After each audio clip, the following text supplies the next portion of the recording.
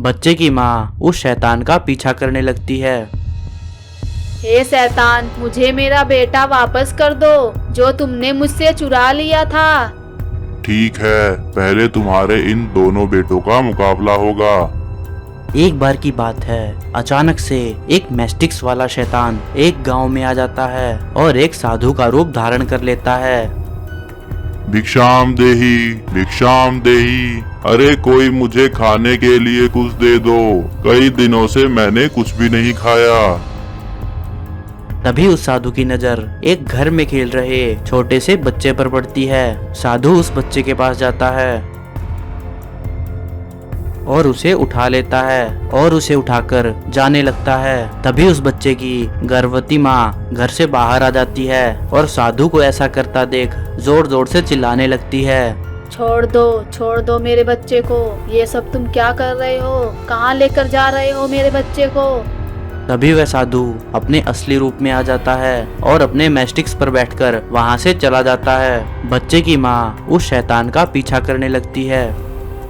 उसका पीछा करते करते वह घने जंगलों में पहुंच जाती है, परंतु मैस्टिक्स वाला शैतान उसे कहीं भी नजर नहीं आता। थक हार कर वह वहीं बेहोश हो जाती है।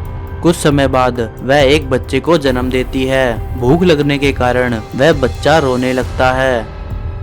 वहीं जंगल में एक इच्छाधारी नागिन उनके पास से गुजर रही होती है। तभी उसे बच्चे के रोने की आवाज सुनाई देती है। वह उस आवाज का पीछा करते करते उस बच्चे तक पहुंच जाती है। बच्चे को देखकर इच्छाधारी नागिन बोलती है, हे भगवान, ये सब कैसे हो गया?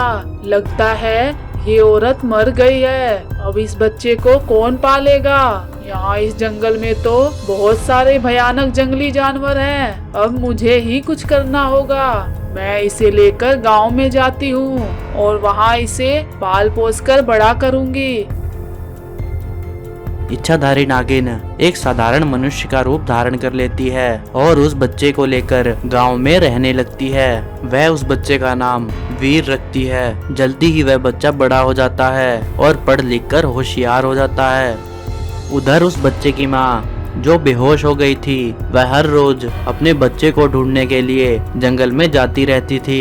तभी इच्छाधारी नागिन की नजर उस औरत पर पड़ती है। वह उस औरत को पहचान जाती है। इच्छाधारी नागिन उस औरत के पास जाती है और उसे सारी बात बताती है कि किस तरह वह उसे मरा हुआ जानकर उसके बच्चे को वहां से ले गई और उसे पाल पोस कर बड़ा कर दिया। औरत भी इच्छाधारी नागिन को सारी बात बताती है कि किस तरह एक मैस्टिक्स वाला शैतान आया और उसके बच्चे को उठाकर ले गया। बहन, मुझे पता है वह मैस्टिक वाली शैतान की गुफा कहाँ है। चलो वहाँ हम चलते हैं। फिर इच्छाधारी नागिन अपने बेटे और उस औरत को लेकर मैस्टिक्स वाले शैतान की गुफा तक पहुंच जाती है।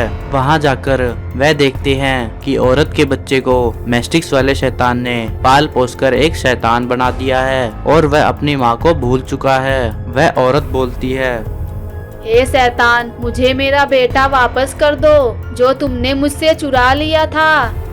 ठीक है, पहले तुम्हारे इन दोनों बेटों का मुकाबला होगा। अगर मुकाबले में तुम्हारा बेटा जीत गया तो तुम अपने दोनों बेटे वापस लेकर जा सकती हो। नहीं नहीं, मैं ऐसा नहीं कर सकती। बहन घबराओ मत, मैंने तुम्हारे बेटे को पाल पोस कर इतना शक्तिशाली बना दिया है कि वह किसी का भी मुकाबला कर सकता है। फिर दोनों बच्चों में मुकाबला शुरू हो जाता है। नागिन का बेटा शैतान के बेटे को हरा देता है। मैस्टिक्स वाला शैतान बहुत घबरा जाता है, वहां से भाग जाता है। फिर वह औरत अपने दोनों बेटों को पाकर बहुत खुश होती है और अपने गांव की तरफ निकल पड़ती है।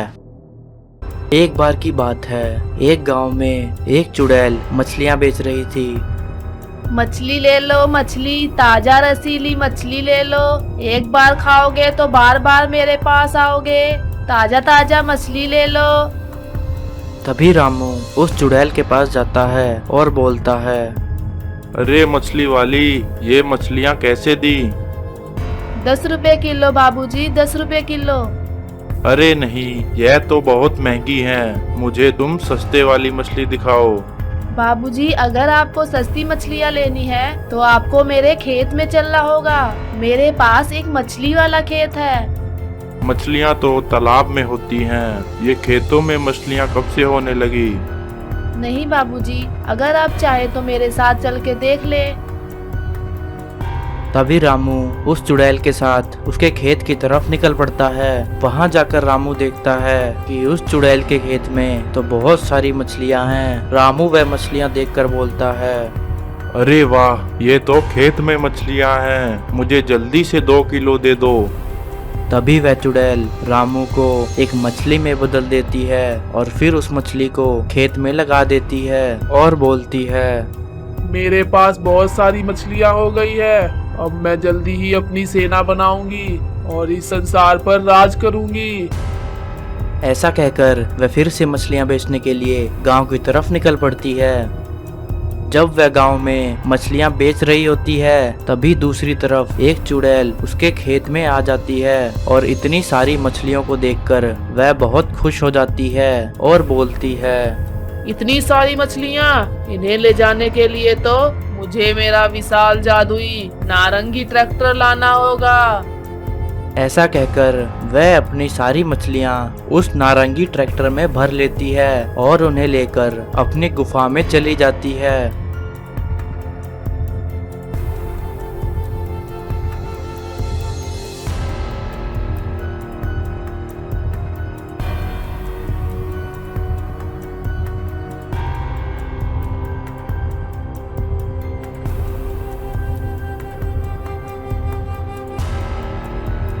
उधर जब चुड़ैल वापिस अपने खेत में आती है तब वह देखती है कि उसके खेत की सारी मछलियां वहां से गायब हो गई हैं। यह देखकर चुड़ैल बहुत परेशान हो जाती है और बोलती है, मैंने इतनी मेहनत करके गांव वालों को पकड़ पकड़ कर उन्हें मछलियां बनाया था, परंतु पता नहीं कौन मेरी मछलियां चुरा ले गया। अब तो मुझे कुछ करना होगा।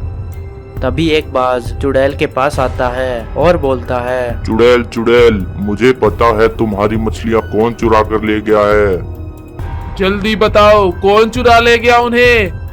मैं तुम्हें एक ही शर्त पर बताऊंगा कि तुम्हारी मछलियाँ कौन चुरा कर ले गया है। बताओ क्या है तुम्हारी शर्त।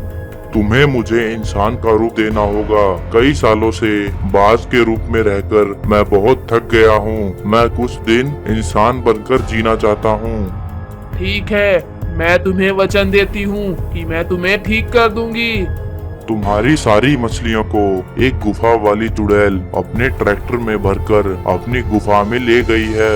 यह सुनकर मछली वाली चुड़ैल बहुत क्रोधित हो जाती है और बोलती है, उस गुफा वाली चुड़ैल की मैं जीवन लीला वहीं समाप्त कर दूंगी। यह कहकर वह बाज को अपने साथ ले जाती है और गुफा वाली चुड़ैल के पास पहुंचकर उसे बोलती है, गुफा वाली चुड़ैल बाहर निकल, तुमने मेरी मछलियाँ क्यों चुराई। तभी गुफा वाली चुड़ैल बाहर आ जाती है और बोलती है, अरे चुराई कहाँ है, मैंने तो उधार ली है। मुझे तुम्हारी मछलियाँ पसंद आई और मैंने उन्हें उधार ले लिया। मैं तुम्हें जल्द ही वापस कर दूंगी। नहीं, तुम मेरी मछलियाँ अभी वापस करो। अपना तो एक ही नियम है, जिसका लेना कभी ना देना। ऐसा कहकर गुफा वाली चुड़ैल अपनी शक्तियों से मछली वाली चुड़ैल को एक मछली में बदल देती है। यह सब देखकर वह बाज बहुत घबरा जाता है और उसे उठाकर उसके खेत में ले जाता है। फिर वह मछली वाली चुड़ैल से बोलता है, अरे चुड़ैल, तुम्हारा हाल तो मुझसे भी बुरा हो गया। भूतियाबाज, जाओ और कालिया नाग को बुला कर लाओ। कालिया नाग ही मुझे इस मछली रूप से आजाद कर सकता है। फिर हम तीनों मिलकर उस गुफा वाली चुड़ैल से बदला लेंगे। तभी बाज उड़ कर जाता है और कालिया नाग को चुड़ैल के पास लेकर आता है। कालिया नाग मछली वाली चुड़ैल को देखकर हंसने लगता है। तभी चुड़ैल बोलती है, कालिया नाग, हंसना बंद कर और मुझे आजाद कर। तभी कालिया नाग अपनी शक्तियों से चुड़ैल को वापस ठीक कर देता है और वह तीनों मिलकर गुफा वाली चुड़ैल को मारने के लिए वहां से निकल पड़ते हैं। परंतु गुफा वाली चुड़ैल ने रास्ते में एक जाल लगाया होता है। वह तीनों उस जाल में फंस जाते हैं। तभी बाज बोलता है, अरे ये क्या हुआ, हम तो चुड़ैल को मारने आए थे, हम तो खुद ही फंस गए। लगता है अब चुड़ैल हमें ही मार देगी। चुप कर, जब देखो रोता रहता है। मैं अभी जाल को तोड़ दूंगी। ऐसा कहकर वह अपनी शक्तियों का वार उस जाल पर करती है और उस जाल को काट देती है। तभी तीनों मिलकर अपनी शक्तियों का वार उस चुड़ैल पर करते हैं। यह सब देखकर गुफा वाली चुड़ैल बहुत घबरा जाती है और वहां से भाग जाती है। तभी मछली वाली चुड़ैल उस बाज को एक इंसान में बदल देती है और अपनी सारी मछलियों को लेकर अपने खेत की तरफ निकल पड़ती है। तो प्यारे दोस्तों, कैसी लगी आपको यह कहानी? अगर आप इस वीडियो का दूसरा भाग चाहते हैं तो हमें कमेंट बॉक्स में जरूर बताएं। ऐसी ही और कहानियां देखने के लिए हमारे चैनल से जुड़े रहें। धन्यवाद।